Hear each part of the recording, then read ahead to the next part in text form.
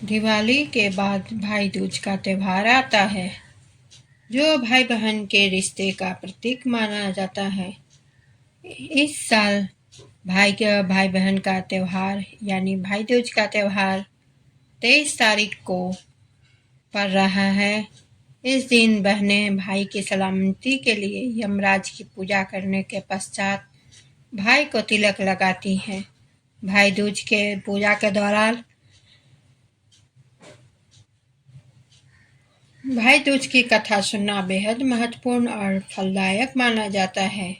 इसलिए भाई दूज पर यह पौराणिक कथा अवश्य सुने या पढ़े।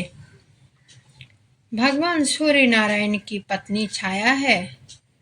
भगवान सूर्य और छाया के पुत्र और पुत्री है यमराज तथा यमुना जी। यमुना जी को अपने भाई यमराज से बड़ा लगाव था। वह उनसे बराबर निवेदन करती थी कि अपने इष्ट मित्रों के साथ आकर उनके घर भोजन करे। काम की व्यस्तता यानी बिजी के कारण यमराज की बहन की बातें को टाल जा रहे थे। कार्तिक मास शुक्ल पक्ष की द्वितीया तिथि को यमुना जी के घर में अपने भाई को भोजन के लिए अपने घर आने के लिए आमंत्रित कर वचनबद्ध कर दिया। यमराज ने सोचा कि मैं तो प्राणों को हारने वाला हूँ, मुझे कोई अपने घर क्यों नहीं बुलाना चाहता है। बहन जिस सद्भावना से मुझे बुला रही है उसका पालन करना मेरा धर्म है। बहन के घर आते समय यमराज ने नरक निवास करने वाले जीवों को मुक्त कर दिया। यमराज को अपने घर आया देखकर यमुना की खुशी का कोई ठिकाना न रहा। उसने स्नान कर पूजा करके व्यंजन परोसकर भोजन कराया। यमुना द्वारा किए गए आतिथ्य से यमराज ने प्रसन्न होकर बहन को वर मांगने का आदेश दिया। यमुना ने कहा कि हे भद्र, आप हर साल इसी दिन मेरे घर आया करें। मेरी तरह जो बहन इस दिन अपने भाई बहन को आदर सत्कार करके टीका करे, उसे तुम्हारा भय ना रहे। यमराज ने तथास्तु कहकर यमुना को अमूल्य वस्त्र आभूषण देकर यमलोक के लिए प्रस्थान किया। इस दिन से भाई दूज के पर्व की परंपरा की आगाज हुआ। ऐसी मान्यता है कि जो बहनें अपनी भाई का आतिथ्य स्वीकार करते हैं, उन्हें यमराज का भी पूजन किया जाता है। एक बुढ़िया माई थी, उसके 7 बेटे थे और एक बेटी भी थी।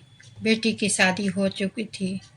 जब भी उसके बेटे की शादी होती, फेरों के समय एक नाग आता और उसके बेटे को डस लेता था।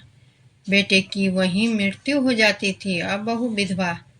इस तरह उसके 6 बेटे मर गए। 7वें की शादी होनी बाकी थी। इस तरह अपने बेटों के मर जाने के दुखी से बुढ़िया माई रो रो के अंधी हो गई थी। भाई दूज आने को हुई तो भाई ने कहा कि मैं बहन से तिलक कराने जाऊंगा।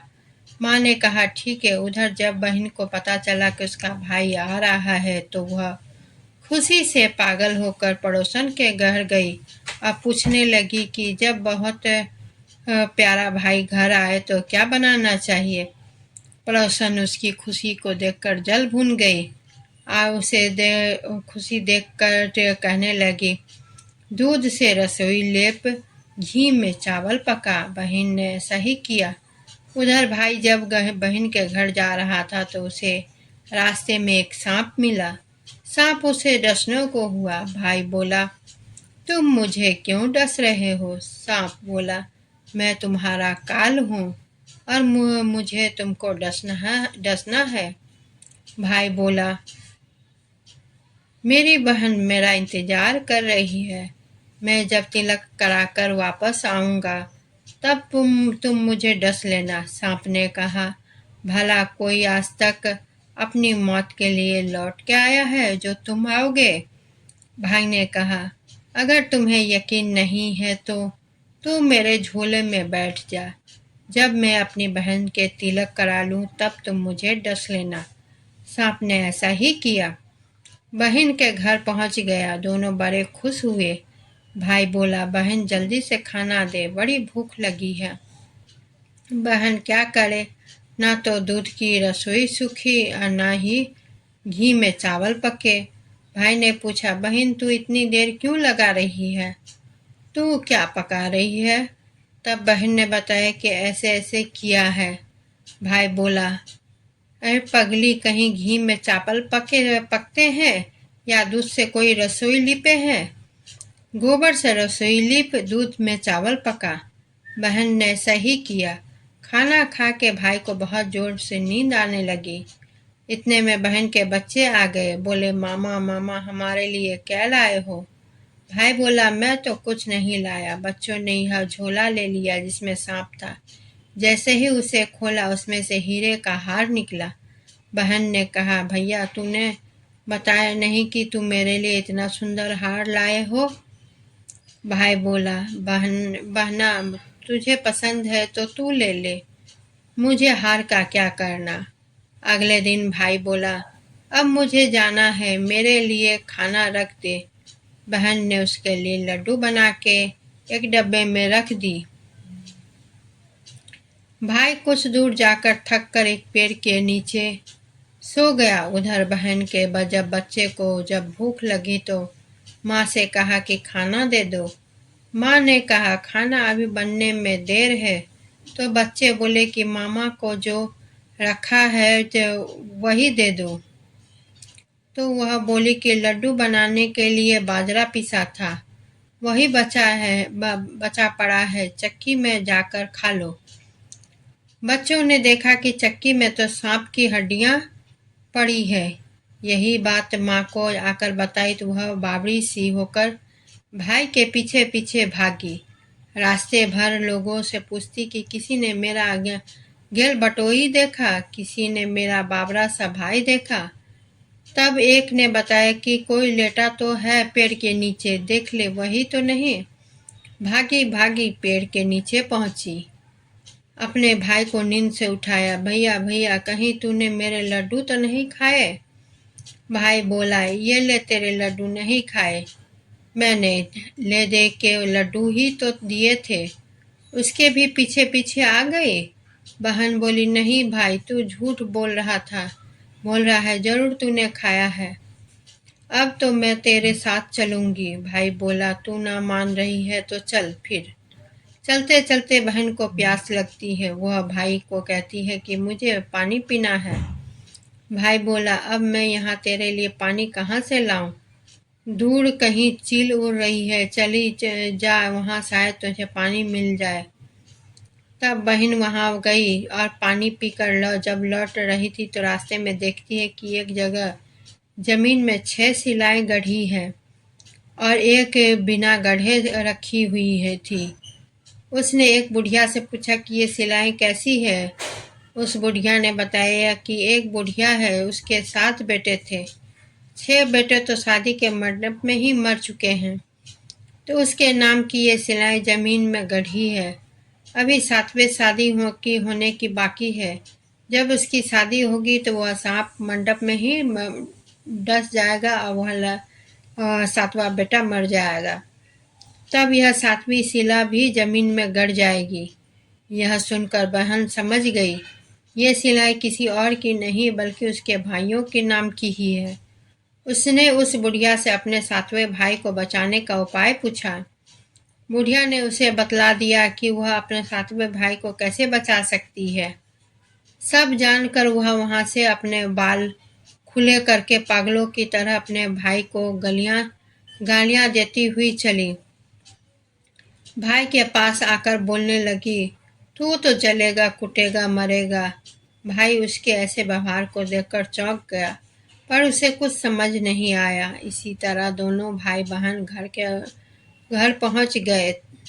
थोड़े समय के बाद भाई के लिए सगाई आने लगी। उसकी शादी तय होगी। जब भाई को सहरा पहनने लगा तो वह बोली, इसको क्यों सहरा बांधेगा? सहरा तो मैं पहनूंगी, ये तो जलेगा मरेगा। सब लोगों ने परेशान होकर सहरा बहन को दे दिया। बहन ने देखा उसमें कलंगी की जगह सांप का बच्चा था। बहन ने उसे निकाल के फेंक दिया। जब भाई घोड़ी चढ़ने लगा तो बहन फिर बोली, यह घोड़ी पर क्यों चढ़ेगा? घोड़ी पर तो मैं चढ़ बैठूंगी। ये तो जलेगा मरेगा, इसकी लाश को चील कौवे खाएंगे। सब लोग बहुत परेशान, उससे सबने उससे घोड़ी पर चढ़ने भेज दिया। अब जब बारात चलने को हुई तब बहन बोली, ये क्यों दरवाजे से निकलेगा? ये तो पीछे के रास्ते से जाएगा। दरवाजे से तो मैं निकलूंगी। जब वह दरवाजे के नीचे से जा रही थी तो दरवाजा अचानक गिरने लगा। बहन ने एक ईंट उठाकर अपनी चुनरी में रख ली। दरवाजा वहीं की वहीं रुक गया। सब लोगों को बड़ा अचंभा हुआ। रास्ते में एक जगह बारात रुकी तो भाई को पीपल के पेड़ के नीचे खड़ा कर दिया। बहन कहने लगी, ये क्यों छांव में खड़ा होगा? ये तो धूप में खड़ा होगा, छांव में तो मैं खड़ी होंगी। जैसे हुआ पेड़ के नीचे खड़ी हुई, पेड़ गिरने लगा। बहन ने एक पत्ता तोड़कर अपनी चुनरी में रख लिया। पेड़ वहीं के वहीं रुक गया। अब तो सबको विश्वास हो गया कि ये बावली कोई जादू टोना सीख कर आई है, जो बार बार अपने भाई की रक्षा कर रही है। ऐसे करते करते फेरों का समय आ गया। जब दुल्हन आई तो उसने दुल्हन के कान में कहा, अब तक मैंने तेरे पति को बचा लिया, अब तू ही अपने पति को और साथ ही अपने मरे हुए जेठों को बचा सकती है। फेरों के समय एक नाग आया। वह जैसे ही दूल्हे को डसने को हुआ, दुल्हन ने उसे एक लोटे में भर के ऊपर से प्लेट से बंद कर दिया। थोड़ी देर के बाद नागिन लहर लहर करती आई। दुल्हन से बोली, तू मेरा पति छोड़ दे। दुल्हन बोली, पहले तू मेरा पति छोड़। नागिन ने कहा, ठीक है, मैंने तेरा पति छोड़ा। दुल्हन, ऐसे नहीं, पहले 3 बार बोल। नागिन ने 3 बार बोला। फिर बोली कि अब मेरे पति को छोड़। दुल्हन बोली, एक मेरे पति से क्या होगा? हंसने बोलने के लिए जेठ भी तो होना चाहिए। एक जेठ भी छोड़। नागिन ने जेठ के भी प्राण दे दिए। फिर दुल्हन ने कहा, एक जेठ से लड़ाई हो गई तो और एक और जेठ जो विदेश चला गया तो तीसरा जेठ भी छोड़। इस तरह एक एक करके दुल्हन ने 6 जेठ जीवित करा लिए। उधर रो रो के बुढ़िया का बुरा हाल था कि अब तो मेरा 7वां बेटा भी बाकी बेटों की तरह मर जाएगा। गांव वालों ने उसे बताया कि उसका 7वां बेटा और बहुएं आ रही है। तो बुढ़िया बोली, अगर यह बात सच हो तो मेरी आंखों की रोशनी वापस आ जाए और मेरे सीने से दूध की धार बहने लगे। ऐसा ही हुआ। अपने सारे बहू बेटों को देखकर वह बहुत खुश हुई। बोली, यह बात तो मेरी बावली का किया है। कहाँ है मेरी बेटी? सब बहन को ढूंढने लगे। देखा तो वह भूसे की कोठरी में सो रही थी। जब उसे पता चला कि उसका भाई सही सलामत है तो वह अपने घर को चली। उसके पीछे पीछे सारी लक्ष्मी भी जाने लगी।